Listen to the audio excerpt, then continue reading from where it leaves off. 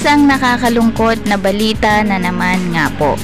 Nagluluksa nga po ang mundo ng showbiz sa pagpanaw ng isang veteranong talent manager na si Sir Leo Dominguez. Isa nga po sa mga artistang hinahawakan ni Sir Leo Dominguez ay si Janine Gutierrez. Kabilang na nga rin dito si Paolo Avellino, Mr. Ogie Alcacid at Lovie Po.